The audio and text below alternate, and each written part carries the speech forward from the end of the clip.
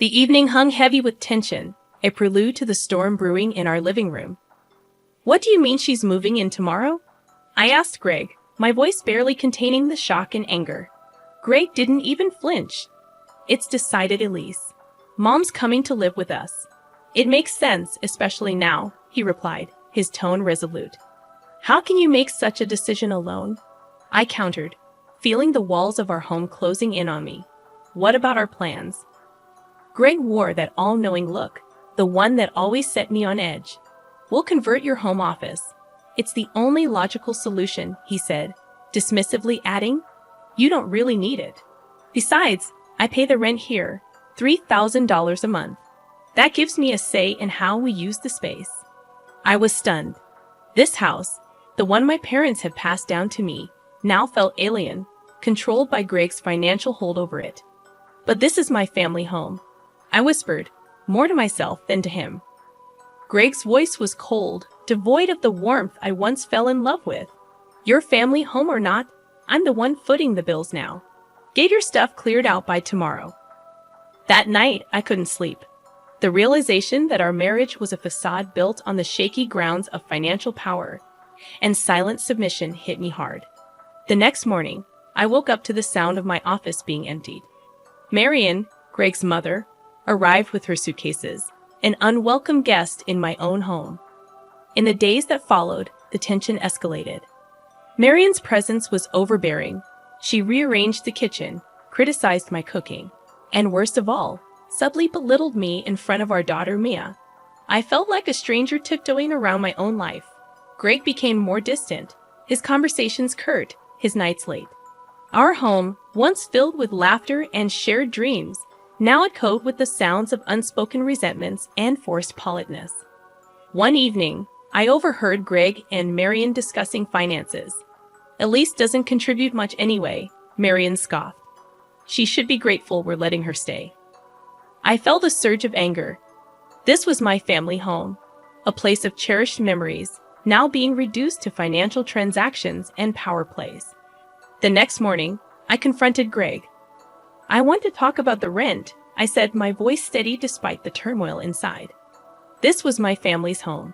I never agreed to pay rent. Greg's response was a mix of arrogance and indifference.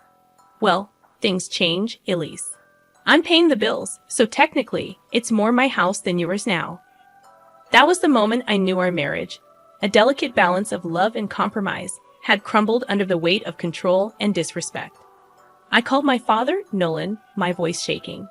"Dad, I need your help. It's about Greg." As I hung up, I realized that this was just the beginning. I wasn't going to let Greg and Marian turn my life into their dominion. They might have underestimated me, thinking I'd crumble under their control, but they were wrong. I was my father's daughter, and I knew a thing or two about standing my ground. Sitting in the empty room that used to be my office, I couldn't help but reminisce about the early days with Greg. We were like two pieces of a puzzle, fitting perfectly with our differences. But now, those differences were tearing us apart. I remembered our first date, how Greg's laughter had echoed in the autumn air, how he had looked at me as if I was the only person in the world. It was hard to reconcile that memory with the man who had just usurped my family home. My phone buzzed, pulling me back from the past. It was a text from my father, Nolan. "All right, I'll take care of it.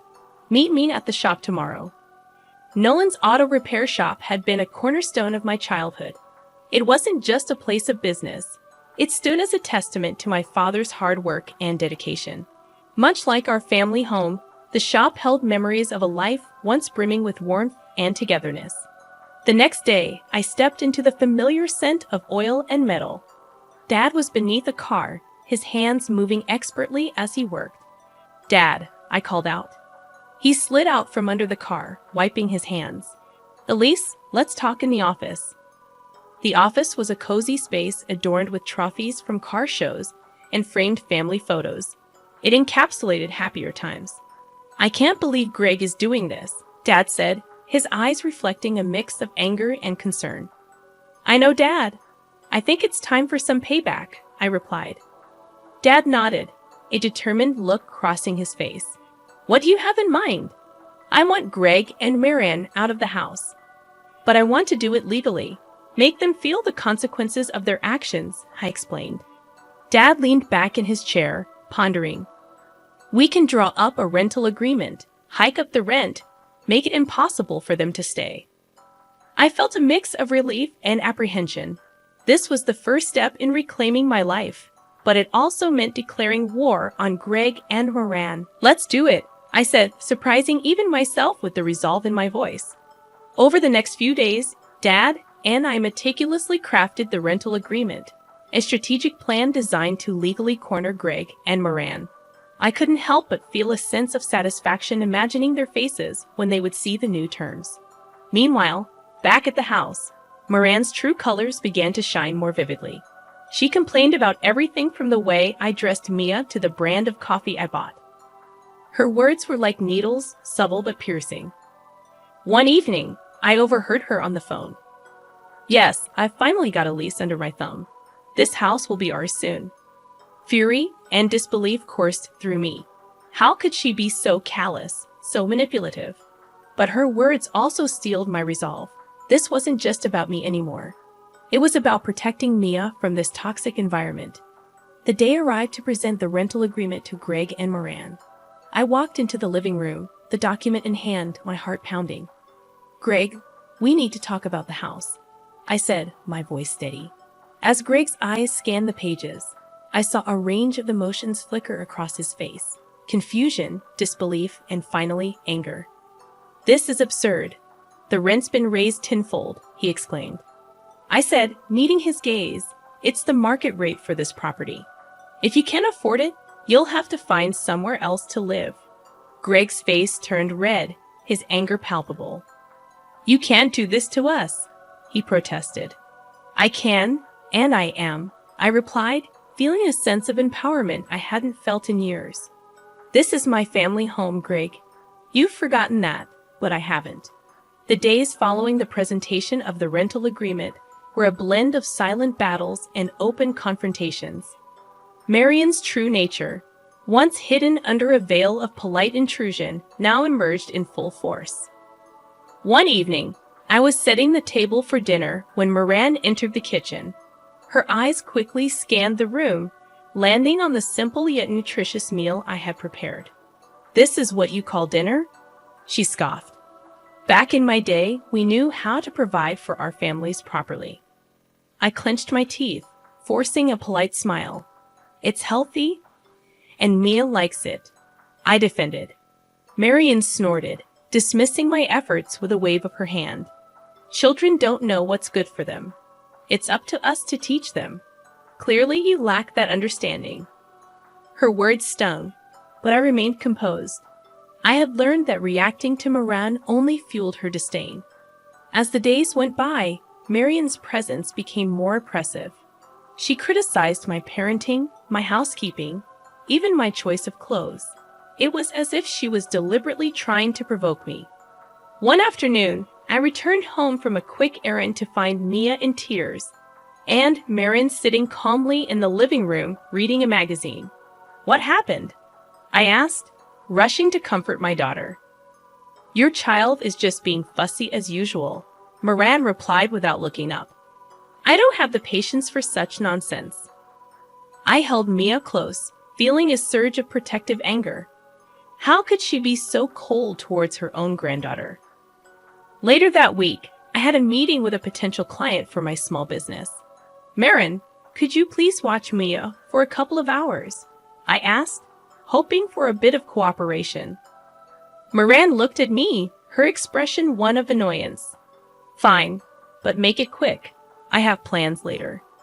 I returned from the meeting to find Mia once again in distress. Moran was nowhere in sight. After calming Mia down, I confronted Moran. Where were you? I trusted you to look after her. Moran rolled her eyes. I had to step out for a bit. She was sleeping anyway. What's the big deal? The big deal was that Marion's selfishness was now affecting Mia, my most precious treasure. I realized then that Moran would never change. Her contempt for me had spilled over to Mia, and I wouldn't tolerate it any longer. I called my father that night. my voice trembling with a mix of anger and determination. Dad, it's getting worse. She's not just targeting me now, she's neglecting Mia. Nolan's response was swift and resolute. We need to speed up our plan. It's not safe for you and Mia there anymore. The following day, I observed Greg and Moran whispering in the living room, their heads close together in what seemed like conspiracy. What are you two plotting now? I asked, a hard edge to my voice.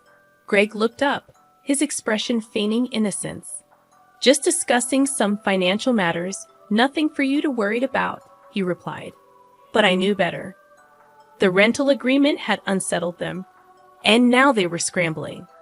I could almost smell their desperation, a scent that, under different circumstances, might have been satisfying.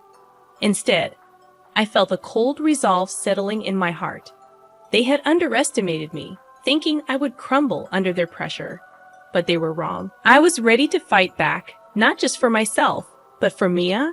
The battle lines were drawn, and I was no longer a passive player in their game of control. I was about to change the rules entirely. Every day in the house felt like walking on a tightrope. Marion's presence loomed large, a constant source of negativity. Her comments were like thorns, pricking away at my patience and resolve. One evening, as I put Mia to bed, I'd overheard Moran speaking to Greg in hushed tones in the living room. Elise is not fit to be a mother. She's too soft, too indecisive. You need someone who can actually run a household efficiently. I stood frozen, listening to their conversation. Greg's reply was a weak agreement, a betrayal that cut deeper than any of Marion's sharp words. The next day, I confronted Greg. Do you really think I'm a bad mother? I asked, my voice shaking. Greg avoided my gaze. It's not just about being a mother, Elise. It's about being responsible, about being adequate. The word echoed in my mind, a stinging indictment of my role in this family. As the days passed, Moran's manipulations grew bolder. She rearranged the furniture to her liking, disposed of items she deemed unnecessary, and took over the kitchen, effectively pushing me to the margins of my own home. One day, I came home to find Mia crying inconsolably. Moran was in the kitchen, completely ignoring her. Why aren't you attending to her? I demanded, my heart racing with worry. Marion shrugged, a cold detachment in her eyes. She needs to learn to soothe herself. It's part of growing up. That night, I called my father, my voice a mix of anger and desperation. I can't do this anymore, Dad. Greg and Marion are destroying everything I hold dear. I need to get out. Nolan's response was immediate and firm. You and Mia come stay with me. We'll sort this out. I hesitated. Leaving the house meant giving up the fight, but staying meant subjecting Mia and myself to more torment. The decision crystallized the next morning when I found my personal belongings boxed up in the garage. Marion had decided they were cluttering the house. That act of violation was the final straw. I packed our essentials, taking one last look at the home that had once been a haven of love and happiness. As I closed the door behind me, a sense of relief washed over me. I was leaving behind the oppressive walls of that house, but I was also stepping into the unknown. Staying with my father brought a sense of peace. Months had passed without the warmth I once knew, but Mia's laughter filled the house once again. However, the battle was far from over. I sat with my lawyer to discuss the divorce proceedings. I want full custody of Mia, I stated firmly, and I want the house back. The lawyer nodded, recognizing the gravity of the situation. We'll build a strong case. You have rights. As the legal proceedings began, I realized this was more than just a divorce. It was a fight for my identity, my daughter's future, and justice against the tyranny of Greg and Moran. Greg's reaction to the divorce papers ranged from shock to anger. You're making a mistake, Elise. You won't win this, he warned. But I was resolute. I had endured enough. It was time to reclaim my life and protect my daughter from the toxic environment they had created. I was no longer the passive, accommodating Elise. I was a mother, a fighter, ready to take back control. The divorce proceedings became a cold, calculated dance of legal maneuvers and emotional confrontations. Greg's shock quickly turned into bitter determination to fight back. In the lawyer's office, I reviewed the contested custody and house claims. "He's contesting the custody of Mia," I said, disbelief lacing my voice. The lawyer nodded solemnly. "He's also challenging your claim to the house. But we have a strong case." As the legal battle ensued, my resolve hardened. This was no longer just about leaving a failed marriage. It was about standing up against the injustice and manipulation I had endured. In the midst of this, my father and I finalized our plan for the rental agreement, a strategic move designed to legally compel Greg and Marian to vacate my family home. One afternoon, I arrived at the house to deliver the new rental terms. Greg and Moran awaited me, their expressions a mix of defiance and curiosity. I handed Greg the document, watching his face as he read through it. "This is ridiculous. You're increasing the rent to an exorbitant amount," he explained. "Yes, Greg," I replied calmly. "That's the market rate for a property of this size and location." Moran interjected, her voice shrill with panic. "You can't do this to us, Elise. This is our home." "No, Moran," I countered, standing my ground. "This is my family home. You and Greg have made it clear that I'm not welcome here. So, if you wish to stay, these are the new terms." Greg slammed the document on the table, his anger palpable. "We'll fight this. You won't get away with it."